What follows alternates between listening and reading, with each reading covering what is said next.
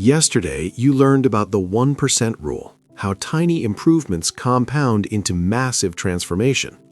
But here's what I didn't tell you. There's something even more powerful than daily habits, something that makes behavior change automatic. No willpower needed, no forcing yourself, no internal battle. Today, I'm revealing the secret that separates people who transform from people who just try. It's called identity-based change. And once you understand this, everything becomes easier. Here's the brutal truth most self-help gurus won't tell you. Goals don't work. I know, that sounds crazy. Set big goals, dream big, visualize success. But think about it. You've set goals before, right? I'm going to lose 20 pounds, I'm going to read 50 books this year, I'm going to wake up at 5 a.m. every day. How'd that work out? Maybe you succeeded for a week, maybe a month if you're disciplined, but then what happened? You went back to your old self. Because here's the problem. You were trying to change your behavior, but you never changed your identity. And your identity always wins. Today, I'm revealing how to hack your identity at the neural level so that good habits become who you are, not what you try to do. Let me explain this with a simple question. Imagine two people are offered a cigarette. Person A says, "No thanks, I'm trying to quit." Person B says, "No thanks, I'm not a smoker." Which person do you think will succeed? Obviously, person B. But why? Because person A still identifies as a smoker who's trying to resist temptation. Person B has already become a non-smoker. It's part of their identity. Person A uses willpower. Person B uses identity. And identity is 10 times more powerful than willpower. Here's the formula. Your behaviors follow your identity. If you identify as someone who exercises, you'll exercise automatically.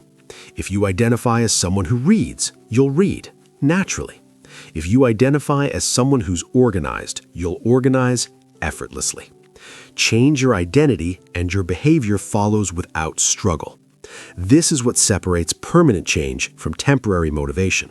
Let me tell you exactly when I discovered this. I was trying to become healthy. I bought a gym membership, got workout clothes, downloaded meal prep apps. Week 1, I went to the gym 5 times. I was pumped. Week 2, I went 3 times, starting to feel it. Week 3, I went once, making excuses. Week 4, I didn't go at all. The membership card sat in my wallet, mocking me. What went wrong? I was trying to do healthy things, but I still identified as someone who didn't work out. In my head, I was the person who tries to exercise, not the person who exercises. That subtle difference, it's everything. Then something shifted. I stopped saying, "I'm trying to get fit." I started saying, "I'm an athlete." Now, here's the crazy part. I wasn't an athlete, not even close, but I declared it anyway. And you know what happened? Athletes train, so I trained. Athletes eat well, so I ate well. Athletes prioritize recovery, so I prioritized sleep. I didn't force these behaviors, they just became obvious, because that's what athletes do. And I was an athlete. Within 3 months, my body caught up to my identity. Within 6 months, I looked like the person I'd been claiming to be. But here's the key. The external change followed the internal shift. I didn't become an athlete because I worked out. I worked out because I was an athlete. Identity first, behavior second. Now, let me show you the neuroscience behind why this works. Your brain has something called a self-concept. This is your internal story about who you are. And here's the critical part. Your brain will do anything to make your behavior match your self-concept. This is called cognitive consistency. Your brain hates contradiction. If you identify as someone who's always late, your brain will subtly sabotage your efforts to be on time. You'll hit every red light, you'll forget your keys, you'll check your phone one more time. Not because you're lazy, because your brain is protecting your identity. But here's the beautiful part. You can hack this system. When you change your identity, your brain starts working for you instead of against you. If you identify as someone who's always punctual, your brain will help you be on time. You'll instinctively leave 5 minutes early. You'll prepare the night before. You'll check the time automatically. Same brain, different identity, completely different behavior. This is why some people make change look easy while others struggle. It's not willpower, it's not discipline, it's not genetics, it's identity. The people who succeed have already become the person who does those things. The people who fail are still trying to do things that contradict who they believe they are. Your identity is the strongest force in your psychology. Use it wisely, and change becomes inevitable. All right, so how do you actually use this? Let me give you the exact framework. Step 1, define your desired identity. Not your goal, your identity. Don't say, I want to write a book. Say, I am a writer. Don't say, I want to lose weight. Say, I am a healthy person. Don't say, I want to be successful. Say, I am someone who takes action. Notice the difference? It's a statement of being, not doing. Step 2, gather evidence for this new identity. This is where most people mess up. They think they need to become something first before they can claim the identity. Wrong. You claim the identity first, then you gather evidence. What does this mean? If you say, I am a writer, and then you write one sentence today, that's evidence. You are a writer. Writers write, you wrote, therefore you're a writer. If you say, I am a healthy person, and then you eat one vegetable today, that's evidence. You are a healthy person. Healthy people eat vegetables. You ate one, therefore you're healthy. Every tiny action becomes proof of your new identity. And here's the magic. Your brain keeps score. One piece of evidence, your brain says, maybe. 5 pieces of evidence, your brain says, interesting. 20 pieces of evidence, your brain says, okay, this is who we are now. Step 3, act from your identity, not toward it. This is subtle but critical. Don't ask, what would I need to do to become a reader? Ask, what would a reader do in this situation? Then do that. Don't ask, how do I become organized? Ask, what would an organized person do right now? Then do that. You're not trying to become something. You already are that thing, you're just acting accordingly. This removes all internal resistance. Step 4, let go of the old identity. This is the hardest part. You might identify as someone who's bad with money, or someone who's not creative, or someone who always quits.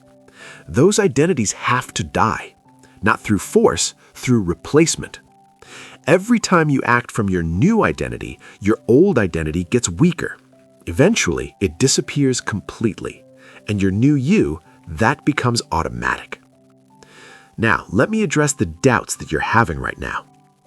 Objection 1, but isn't this just lying to myself? No, it's choosing which story to believe. Right now you have a story about yourself. I'm not a morning person. I'm lazy. I'm disorganized.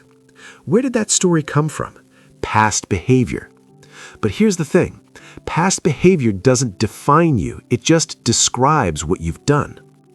You're choosing a new story, one that serves you better, and then you make it true through action. Objection 2. What if I claim an identity and then fail?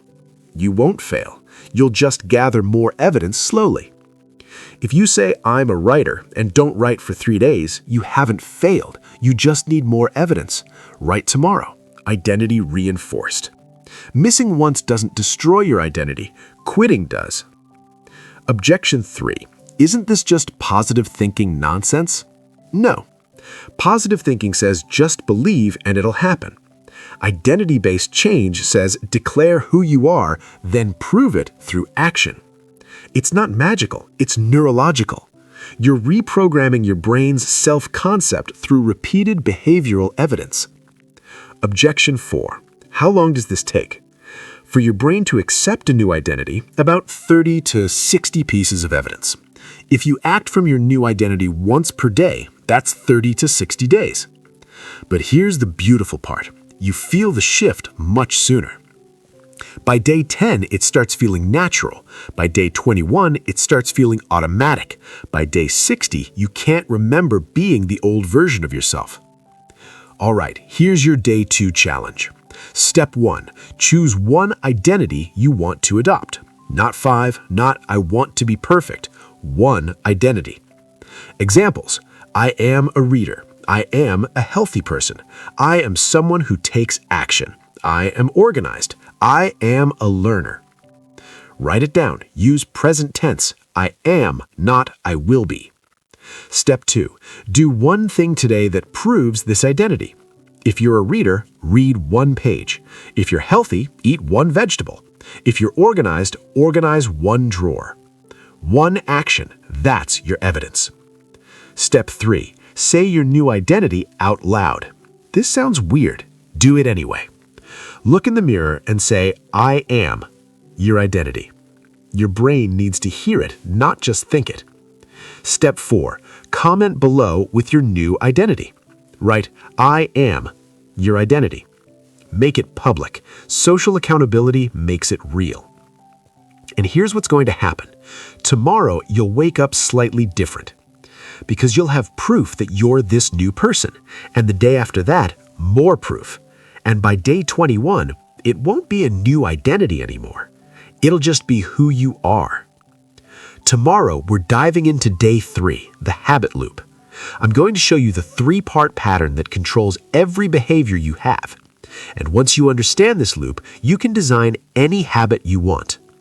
But today, right now, you have one job. Choose your identity, prove it once, declare it publicly. Let's rewire your brain together.